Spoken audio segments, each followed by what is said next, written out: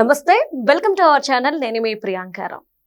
ఏపీలో కూటమి ప్రభుత్వం దూసుకుపోతుంది, తన మార్క్ ని చూపిస్తుంది. మరి ఈ నేపథ్యంలో ఒక అంశం చర్చనీయాంశంగా మారింది. ఏంటి అంటే 2029 ఎలక్షన్స్ లో బీఆర్ఎస్ వైసీపీ కలిసి పనిచేస్తాయా, కూటమి ప్రభుత్వాన్ని ఓడించడం కోసం వీళ్ళు ఏపీలో అడుగుపెట్టి ఇరువురు కలిసి పనిచేస్తారా అని చెప్పే ఒక చర్చ మొదలైంది. అదే సరే, ఇది ఎంతవరకు వాస్తవం, ఈ ఆ సూచనలు కనిపిస్తున్నాయి అనేది తెలుసుకుందాం. మనతో మాట్లాడడానికి సీనియర్ జర్నలిస్ట్ సిఎస్ రావు గారు ఉన్నారు. ఆయన అడిగి తెలుసుకుందాం. నమస్కారం సార్. సార్, అంటే కూటమిని ఓడించడానికి వైసీపీ బీఆర్ఎస్ రెండు కలిసి పనిచేయబోతున్నాయి, నెక్స్ట్ స్టెప్ ఇదే అని చెప్పేసి కొంతమంది విశ్లేషకులు అంటున్నమాట. ఇందులో వాస్తవం ఎంత ఉంది? నిజంగా అటు అడుగులు పడే అవకాశం ఉంది అంటారా? దాంట్లో ఆశ్చర్యపడాల్సిన అవసరం లేదు. ఎందుకంటే జూబ్లీహిల్స్ ఉప ఎన్నికల్లో జగన్మోహన్ రెడ్డి గారికి సంబంధించిన అనుచరులు పనిచేస్తున్నారు. ఇక్కడ ఓకే, అండర్ గ్రౌండ్ లో బీఆర్ఎస్ పార్టీని గెలిపించాలనేటువంటి యాంగిల్లో అక్కడ పనిచేస్తున్నారు కొంతమంది. ఇక్కడికి వచ్చి అక్కడ 11 స్థానాలు పరిమితం అయ్యారు. 7కు వచ్చి బీఆర్ఎస్ పార్టీని గెలిపించే ప్రయత్నం చేస్తున్నారు సామాజిక వర్గ ఈక్వేషన్ లో. కానీ ఆంధ్రప్రదేశ్కి జరిగిన నష్టం కానీ, ఆంధ్రప్రదేశ్ గురించి మాట్లాడినటువంటి మాటలు కానీ గుర్తు చేసుకుంటే కనుక జగన్మోహన్ రెడ్డి గారు కానీ వాళ్ళ అభిమానులు కానీ ఇక్కడ బీఆర్ఎస్ పార్టీకి సపోర్ట్ చేయరు. ఎందుకంటే ఏం మాట్లాడారు అంటే, అమరావతి ప్రాజెక్టు కూలిపోయింది, అందుకే మనం బాగున్నాం అని చెప్పి అన్నారు. అసెంబ్లీ బయట రెండు అన్నారు. ఎవరెవరు అన్నారు? కేసీఆర్ అన్నాడు, కేటీఆర్ అన్నాడు, హరీష్ రావు అన్నాడు, కవిత అన్నాడు, అందరూ అన్నారు. కల్వకుంట్ల ఫ్యామిలీ హోల్సేల్ గా మూకోమడిగా అన్నారు, అమరావతి ప్రాజెక్టు కూలిపోయింది కాబట్టి మన రేట్లు బాగున్నాయి, మనం బాగున్నాం, రియల్ ఎస్టేట్ ఇక్కడ పెరిగింది. ఇది వాళ్ళు చెప్పినటువంటి మాట. ఈవెన్ 2023 అసెంబ్లీ ఎన్నికల్లో కూడా దీన్నే ప్రధానమైనటువంటి అస్త్రంగా చేసుకుని మాట్లాడారు వాళ్ళు. ఏ రాజకీయ పార్టీ అయినా సమాజ హితాన్ని కోరేటువంటిది లేదా సమాజ హితాన్ని కోరేటువంటి వాళ్ళు రియల్ ఎస్టేట్ ని ఎన్నికల ప్రచారంలో తీసుకుంటారా? ఎవరు తీసుకోరు. అసలు రియల్ ఎస్టేట్ హైప్ క్రియేట్ చేసి పెంచితే సామాన్య ప్రజలు కొనుక్కోగలరా? అందరికి అందుబాటులో ఉండాలి కదా భూమి అనేది. కొందరికే అందుబాటులో ఉండేలాగా కేసీఆర్ గారు 10 సంవత్సరాలు చేశారు. దానికి ఆయన ఏమంటారు, నేను రియల్ ఎస్టేట్ని పెంచాను, రియల్ ఎస్టేట్ని పెరిగిపోయింది అంటున్నారు. రియల్ ఎస్టేట్ని ఎక్కడ పెంచారు? ఆయన పోయేటప్పుడు అధికారం నుంచి దిగిపోయేటప్పుడు కోకాపేటలో వేలం వేశారు. కోకాపేటలో వేలం వేస్తే 100 కోట్లు పలికింది. 100 కోట్లు పాడిన వాళ్ళు ఉన్నారు అక్కడ? లేరు. 100 కోట్లు పాడిచ్చారు, హైప్ క్రియేట్ చేశారు. దాన్ని చూపించి పక్కన వాళ్ళు మార్కెట్ మెంచేసుకొని ఆ పక్కన చుట్టుపక్కల బినామీలు ఉన్నారు, వాళ్ళు సంపాదించడానికి ఆ విధమైనటువంటి హైప్ క్రియేట్ చేశారు అనేది కాంగ్రెస్ పార్టీ రేవంత్ రెడ్డి గారు అనేక సందర్భాల్లో చెప్పారు. ఇది నేను చెప్పడం కాదు, అక్కడ ఉండేటువంటి ప్రతిపక్షం, ఆ రోజు ఉన్నటువంటి ప్రతిపక్షం కాంగ్రెస్ పార్టీ చెప్పింది, బీజేపీ కూడా చెప్పింది అదే. మరి 100 కోట్లు కలిగినటువంటి కోకాపేట తర్వాత మరి భూములు ఎందుకు అమ్ముకోవట్లేదు ఇప్పుడు? అది నిజమైనటువంటి గ్రోత్ అయితే ఆయన చెప్పింది వాస్తవమే. అమరావతి ప్రాజెక్టు కూలిపోయింది కాబట్టి హైదరాబాద్ లో రేట్లు పెరిగింది, ఇది వాస్తవం. అంటే అమరావతి ప్రాజెక్టు కూలిపోవాలని చెప్పేసి మీరు కోరుకున్నారా లేదా? దాని అర్థం అదే కదా. ఇప్పుడు ఎవరైనా సరే అమరావతి ప్రాజెక్టు అంటే పక్కన రాష్ట్రం పాడైపోవాలని చెప్పి ఎవరైనా కోరుకుంటారా? వాళ్ళతో పోటీ పడాలని కోరుకోవాలి ఎవరైనా సహజంగా. ఇప్పుడు అమరావతి ప్రాజెక్టు కూలిపోయింది కాబట్టి మన రేట్లు పెరిగాయని అంటే దాని అర్థం ఇండైరెక్ట్ గా అమరావతి ప్రాజెక్టు కూలిపోవటం అనేది మంచిది అయిందని చెప్పి వాళ్ళు చెప్తున్నారు కదా, చెప్పనే చెప్తున్నారు కదా. అంటే ఆంధ్రప్రదేశ్ లేదంటే ఆంధ్రప్రదేశ్ రాష్ట్రం అభివృద్ధి చెందడం అనేది ఇష్టం లేదని చెప్పి పరోక్షంగా వాళ్ళే మాట్లాడినటువంటి మాటలు అవి. చంద్రబాబు నాయుడు ఏం చెప్తారు? నాకు 2 కళ్ళు 2 రాష్ట్రాలు అంటారు ఆయన. వీళ్ళేమంటారు? అది పోయింది, మనం బాగున్నాం అంటారు వీళ్ళు. ఇక్కడ వ్యత్యాసం గమనించాలి. ఈ వ్యత్యాసం గమనిస్తే కనుక దానికి తగిన విధంగా వాళ్ళు ఏం చేశారు? చంద్రబాబు నాయుడు గారు ఉంటే 2019లో కూడా చంద్రబాబు నాయుడు గారు కూడా గెలిస్తే అప్పుడు ఆ రాష్ట్రం అభివృద్ధి చెందుతుంది, అక్కడికి ఇండస్ట్రీస్ వెళ్ళిపోతాయి. ఇక్కడ ఏం చేయాలనే ఉద్దేశంతో జగన్మోహన్ రెడ్డిని గెలిపించడానికి ఆర్థికంగా, సామాజికంగా, రాజకీయంగా అన్ని రకాలుగా సహాయ సహకారాలు అందించారు కదా. అందించడంతో పాటు ఇక్కడి నుంచి సామాజిక వర్గాల పరంగా లీడర్స్ అక్కడ పంపించారు, అక్కడ పంపించి ప్రచారం చేయించారు. శ్రీనివాస్ యాదవ్ అలాంటి వాళ్ళు వచ్చారు కదా అక్కడికి, అనేక మంది వచ్చారు. దాంతోపాటు ఆంధ్రప్రదేశ్కి సంబంధించిన లీడర్లకి హైదరాబాద్లో భూములు ఉన్నాయి, పెద్ద ఎత్తున భూములు ఉన్నాయి. ఆంధ్రప్రదేశ్ లీడర్లకి, పాలకులకి, లేదంటే ఉన్నతాధికారులకి ఎక్కువ మందికి హైదరాబాద్లోనే ల్యాండ్స్ ఉన్నాయి ఇవాళకి కూడా. ఆ సామధాన భేద దండోపాయాలు ఉపయోగించి తెలుగుదేశం పార్టీలో బలమైనటువంటి లీడర్లు వైఎస్ఆర్ కాంగ్రెస్ పార్టీలోకి పంపించారు 2019లో. సో కాబట్టి అన్ని రకాలుగా సహాయ సహకారాలు అందించి జగన్మోహన్ రెడ్డి గారిని కూర్చోబెట్టారు అక్కడ 2019లో. ఫలితం ఏంటి?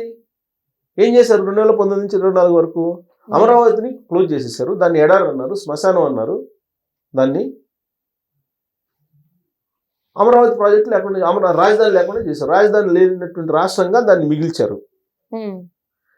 ఫలితం ఏమైంది? అక్కడ ఉండేటువంటి వాళ్ళందరూ 2014 నుంచి 2019 వరకు అక్కడికి వెళ్ళినటువంటి వాళ్ళు మళ్ళీ హైదరాబాద్కి వచ్చేసారు. హైదరాబాద్ రావడంతో హైదరాబాద్లో రియల్ ఎస్టేట్ పెరిగింది. అదే కేసీఆర్ గారు చెప్తున్నారు. అంటే ఇక్కడ ఓకే, ఆయన చెప్పింది ఈ యాంగిల్లో అక్కడి నుంచి ఇక్కడికి వచ్చారు కాబట్టి పెరిగింది. కానీ అది పోయింది కాబట్టి మనం పెరిగేదని చెప్పడం అనేది ఏ యాంగిల్లో తీసుకోవాలి? రాజు మంచి భార్య, పెద్ద భార్య మంచిదేనంటే చిన్న భార్య సంగతి ఏంటి మరి? అంతే కదా. అంతే.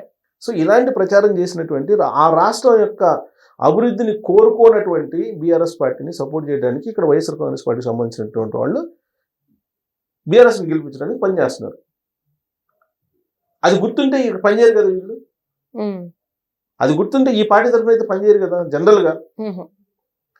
కానీ ఇప్పుడు పనిచేస్తున్నారు. అంటే మళ్ళీ రాబోయే రోజుల్లో వీళ్ళు కలిసి మళ్ళీ ఆంధ్రప్రదేశ్లో వైఎస్ఆర్ కాంగ్రెస్ పార్టీకి మద్దతు ఎవరు?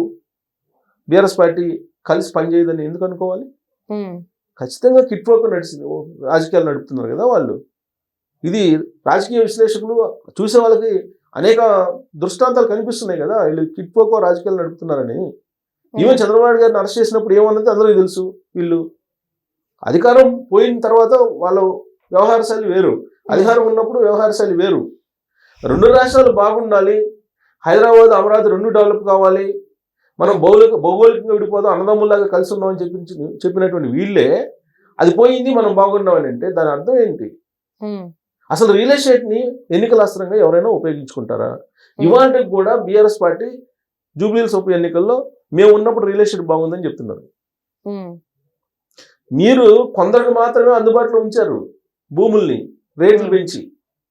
అందరికీ ప్రజల చేత, ప్రజల కొరకు, ప్రజల కోసం ఎన్నుకోబడినటువంటి ప్రభుత్వాలు ఎందుకు అందరికీ పనిచేయాలి, అందరికి అందుబాటులో ఉండేలాగా నిత్యావసర వస్తువుల్ని ధరలు పెంచకుండా చూడాలి, అందరికి అందుబాటులో ఉండేలాగా చూడాలి, భూముల రేట్ల అందరికి అందుబాటులో ఉండేలాగా చూడాలి. అలా కాకుండా కొందరికి మాత్రమే పనికొచ్చేలాగా ఒక టాప్ 4-5 కంపెనీలని పెట్టుకొని దాంట్లో కొన్ని బినామీలు పెట్టుకొని చేశారనేది కాంగ్రెస్ పార్టీ వాళ్ళు చెబుతున్నారు. రేవంత్ రెడ్డి గారు ఏం చెప్తున్నారు? ప్రతి ఎన్నికల్లో కూడా ఏం చెప్తున్నారు? 1,00,000 కోట్లు తీసేసుకున్నారు, 30,000 ఎకరాలు హైదరాబాద్ చుట్టూ ఆక్యుపై చేశారు వాళ్ళ బినామీలు అని చెప్పి రేవంత్ రెడ్డి గారు చెప్తున్నారు. రేపు కేటీఆర్ గారు ఏమంటున్నారు? నువ్వు పీక్ ఏదన్నా ఉంటే అని చెప్పి ఆయన అంటున్నాడు. ఏం లేకుండా నా మీద కేసు పెట్టి అది లొట్ట పీసు కేసులు అని ఆయన అంటున్నాడు. సరే, రాజకీయంగా ఎన్నని అనుకోవచ్చు, కానీ ఇప్పుడు జగన్మోహన్ రెడ్డి గారు సపోర్ట్ జగన్మోహన్ రెడ్డి గారు ఇక్కడ ఇవ్వటం, అక్కడ 2029కి వచ్చేటప్పుడు డెఫినెట్గా అక్కడికి షిఫ్ట్ అవుతారు. ఇద్దరు కలిసి పని చేస్తారు. కలిసి పని చేస్తే ఇన్ కేస్ నేను చెప్తుంది, ఇన్ కేస్ 2029లో అధికార మార్పిడి జరిగింది అనుకోండి, అక్కడ అధికార బదిలీ, మార్పిడి కాదు అధికార బదిలీ జరిగింది అనుకోండి, పరిస్థితి ఏంటి? ఆంధ్రప్రదేశ్ పరిస్థితి ఒకసారి ఊహించుకోండి. నేను చెప్పడం కాదు, ఒక్కసారి ఊహించుకోండి. ఇప్పుడు అమిత్ షా గారు, నరేంద్ర మోడీ గారు, చంద్రబాబు నాయుడు గారు కానీ, పవన్ కళ్యాణ్ గారు కానీ వీళ్ళందరూ చెప్తుంది ఏంటి? 2019 నుంచి 2024 వరకు విధ్వంసం జరిగింది, 10 ఏళ్ల పాటు రాష్ట్రం వెళ్ళిపోయిందని చెప్తున్నారు కదా. మరి ఒకవేళ 2029లో కూడా అక్కడ ఉండేటువంటి ఆంధ్రప్రదేశ్ ప్రజలు YSR Congress party, BRS party మాట విని అక్కడ మళ్ళీ అధికార బదిలీ జరిగితే పరిస్థితి ఏంటి? ఆంధ్రప్రదేశ్ పరిస్థితి ఒక్కసారి ఊహించుకొని ఆంధ్రప్రదేశ్ పరిస్థితి ఏంటి అనేది. ఇంకా అక్కడ ఎవరైనా ఒకళ్ళు ఉంటారు, అక్కడ ఇండస్ట్రీస్ ఉంటారా? ఎవరైనా అక్కడ పోయి పెట్టుబడులు పెట్టేవాళ్ళు ఉంటారా? అని ఈ మాట నేను ఎందుకంటానంటే 2019 నుంచి 2024 వరకు ఏం జరగలేదు అక్కడ, జరిగేటువంటి పరిస్థితులు కూడా లేవు అక్కడ. ఎందుకు? అర్ధరాత్రి ఇల్లు తలుపులు తెరిపి ఎవరిని తీసుకెళ్తారో జైలుకి తెలియదు, వచ్చిన వాళ్ళు పోలీసులా సివిల్లా తెలియదు, అసలు ఏమీ లేకుండా వచ్చేసి తీసుకెళ్ళిపోయారు కదా. తీసుకెళ్ళిపోయిన సందర్భాలు ఉన్నాయి కదా. ఒక పానిక్ సిచ్యువేషన్ రాష్ట్రంలో క్రియేట్ చేశారు ఆ రోజున. స్వయంగా నాకే చాలా మంది చెప్పారు, ఈవెన్ నా మీద కూడా కేసులు పెట్టారు కదా, 3,000 మంది మీద కేసులు పెట్టారు. ఇప్పుడు నేనేం చేశాను? ఒక వీడియో చేశాను అంతే. నేనేమైనా అసందర్భంగా కానీ లేదంటే అన్పార్లమెంటరీ వాడు కానీ ఉపయోగించలేదు కదా, జరిగిందే చెప్పాను. ఉమ్, ఏమి లేకుండా నువ్వు కేసులు పెట్టారంటే, నా దగ్గరికే కేసులు పెట్టారంటే, మీరు 3,000 మంది నువ్వు కేసులు పెట్టి ఎంతమంది ప్రజల మీద కేసులు పెట్టి జైల్లో పెట్టిస్తారు? అది రాష్ట్రం మీద ఇంపాక్ట్ పడుతుంది కదా, రాష్ట్రం యొక్క అభివృద్ధి మీద ఇంపాక్ట్ అవుతుంది కదా. ఉమ్, సో రేపు రాబోయే రోజుల్లో కూడా అదే జరుగుతుంది. ఓకే. సో కాబట్టి ఇప్పటి నుంచే ఆంధ్రప్రదేశ్ ప్రజలు ఆలోచించాలి. YSR Congress party, BRS party రెండు కలిసి ఏం చేస్తున్నాయి, ఎందుకు చేస్తున్నాయి?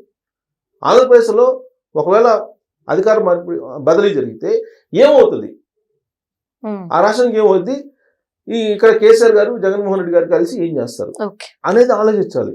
అది ఆలోచించకుండా భావోద్వేగాలకి గురయ్యి ఆ భావోద్వేగాల నుంచి ఓట్లు కనుక వెళ్ళిపోతే నష్టపోయేది చంద్రబాబు గారు కాదు, లోకేష్ గారు కాదు, నష్టపోయేది ఆంధ్రప్రదేశ్ ప్రజలే. ఓకే. జగన్మోహన్ రెడ్డి గారు లాభపడతారు, ఆంధ్రప్రదేశ్ నష్టపోతారు. Right. Thank you so much sir.